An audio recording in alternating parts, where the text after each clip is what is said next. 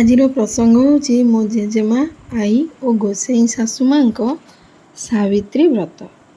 କାହାର ମନୋଭାବକୁ ଆକ୍ଷେପ କରୁନାହିଁ, ଭୁଲ ଥିଲେ କ୍ଷମା କରିବେ।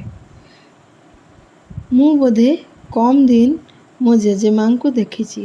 ମୋ ଆଈମା ସହିତ ମୋର ଦୀର୍ଘ ବର୍ଷର ଅନୁଭୂତି ରହିଛି। ଆଉ ମୋ ଗୋସେଇଁ ଶାଶୁମାଙ୍କୁ ତ ଦେଖିନାହିଁ, ଯାହା ତାଙ୍କ ବିଷୟରେ ମୁଁ ଆମ ପରିବାରର ସଦସ୍ୟମାନଙ୍କ ମୁହଁରୁ ଶୁଣିଛି। ଆଜି ଆମେମାନେ ସେମାନଙ୍କ ପାଇଁ ସମାଜରେ ନିଜ ସ୍ଥିତିକୁ ଦୃଢ଼ କରିପାରିଛୁ। ସେମାନଙ୍କର ଅନାବିଳ ସ୍ନେହ, ମମତା, ତ୍ୟାଗ ଓ ନିଃସ୍ୱାର୍ଥପର ଭଲ ପାଇବା ପାଖରେ ଆମେ ଚିରଋଣୀ। ସେମାନେ ଆଜି ଆମ ଗହଣରେ ନାହାନ୍ତି ସତ, ହେଲେ ସେମାନଙ୍କର ଦେବତୁଲ୍ୟ ଅନୁଭୂତିକୁ ଆମେ ଆମ ଭିତରେ ସାଇତି ରଖିଛୁ। ସେମାନଙ୍କୁ ଆମେ କେବେ ସାବିତ୍ରୀ ବ୍ରତ କରିବା, ଗହଣା ଓ ଶାଢ଼ୀ ପାଇଁ ଅଳି କରିବା କିମ୍ବା ସମାଜକୁ ଦେଖାଇବା ପାଇଁ ଅଭିନୟ କରି ପୂଜା କରିବାର ଦେଖିନଥିଲୁ। ସେମାନେ ସର୍ବଦା ନିଜ କର୍ତ୍ତବ୍ୟ ପଥରେ ଆସୁଥିବା ସବୁ ବାଧାବିଘ୍ନକୁ ପଛକୁ କରି ନିଜ ପରିବାରର ସ୍ଥିତିକୁ ଦୃଢ଼ କରିପାରିଥିଲେ।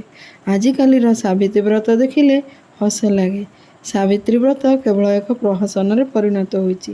ସ୍ୱାମୀଙ୍କ ସହ କେବଳ ଭିଡ଼ିଓ ଓ ଫଟୋ ନେଇ ସାମାଜିକ ଗଣମାଧ୍ୟମରେ ପ୍ରକାଶ କରିବା ଲକ୍ଷ୍ୟ ହୋଇଯାଇଛି।